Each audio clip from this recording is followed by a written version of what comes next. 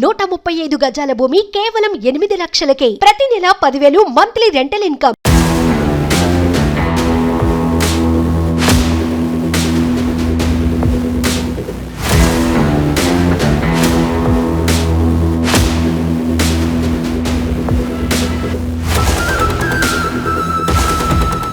తెలంగాణలో రాజ్యసభ ఉప ఎన్నిక నగారా మోగేంది. కేకే రాజీనామాతో ఖాళీ అయిన రాజ్యసభ స్థానానికి కేంద్ర ఎన్నికల సంఘం షెడ్యూల్ని ప్రకటించింది.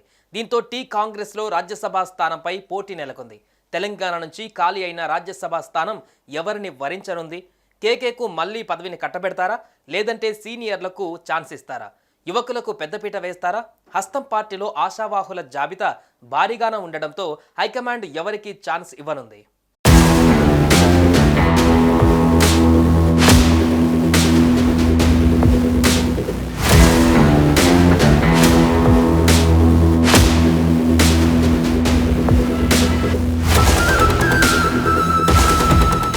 రాజ్యసభలో ఖాళీ అయిన స్థానాలకు కేంద్ర ఎన్నికల సంఘం షెడ్యూల్ను విడుదల చేసింది. 9 రాష్ట్రాల పరిధిలో ఉన్న 12 స్థానాలకు సంబంధించి పోలింగ్, ఓట్ల లెక్కింపు, ఫలితాల వెల్లడికి సంబంధించి అన్ని తేదీలను ప్రకటించింది. అయితే ఇందులో తెలంగాణ నుంచి కూడా ఓ స్థానం ఖాళీగా ఉంది. ఇటీవల బీఆర్ఎస్ నుంచి కాంగ్రెస్లో చేరిన సీనియర్ నేత కె కేశవరావు రాజీనామాతో ఖాళీ అయిన స్థానానికి కూడా ఈ ఉప ఎన్నిక జరగనుంది. 9 రాష్ట్రాలలోని 12 స్థానాలకు సెప్టెంబర్ 3వ తేదీన ఎన్నికలు జరగనున్నట్లు కేంద్ర ఎన్నికల సంఘం ప్రకటించింది. ఆ రోజు ఉదయం 9 గంటల నుంచి సాయంత్రం 4 గంటల వరకు పోలింగ్ జరగనున్నట్లు తెలిపింది. అదే రోజు సాయంత్రం 5 గంటల నుంచి ఓట్ల లెక్కింపు చేపట్టి ఫలితాలను ప్రకటించనున్నారు.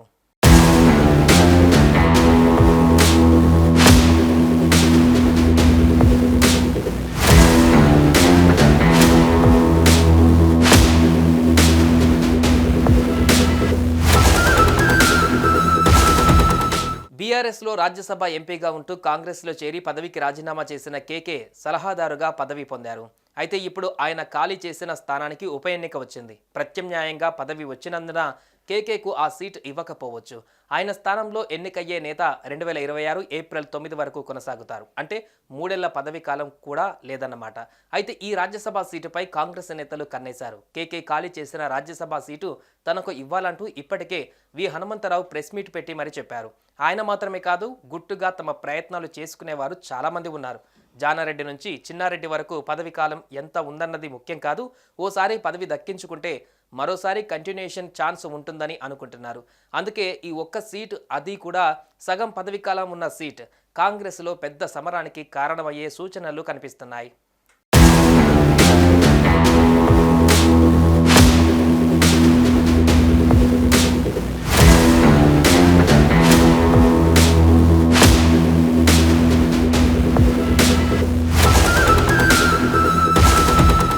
మరోవైపు కేకే స్థానంలో ఏఐసీసీ అధికార ప్రతినిధి, ప్రముఖ న్యాయవాది, రాజస్థాన్కు చెందిన కాంగ్రెస్ సీనియర్ నేత అభిషేక్ మను సింఘ్వీకి అవకాశం దక్కనున్నట్లు ప్రచారం జరుగుతోంది.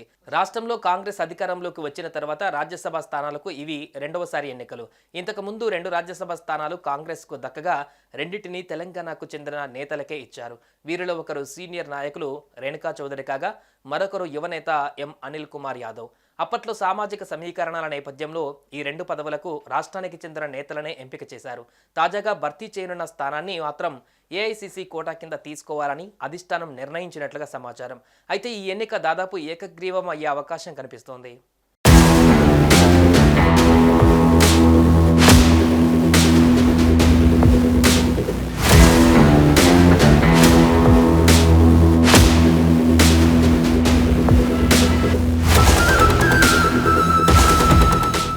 మొత్తంగా తెలంగాణలో మరో ఎన్నిక రావడంతో సీనియర్లు సైతం పదవి తమకే ఇవ్వాలంటూ కాంగ్రెస్ అధిష్టానాన్ని కోరుతున్నారు. ఢిల్లీ వేదికగా చక్రం తిప్పే అవకాశాలు ఉన్నాయి. తెలంగాణ నేతలతో పాటు తెలంగాణేతర నేతలు కూడా ఈ సీటుపై కన్నేశారు. దీంతో అధిష్టానం ఈ సీటును ఎవరికి ఇవ్వనుంది? సీఎం రేవంత్ మనసులో ఏముంది? హైకమాండ్ నిర్ణయం ఏంటో మరికొన్ని రోజులలో తేలనుంది.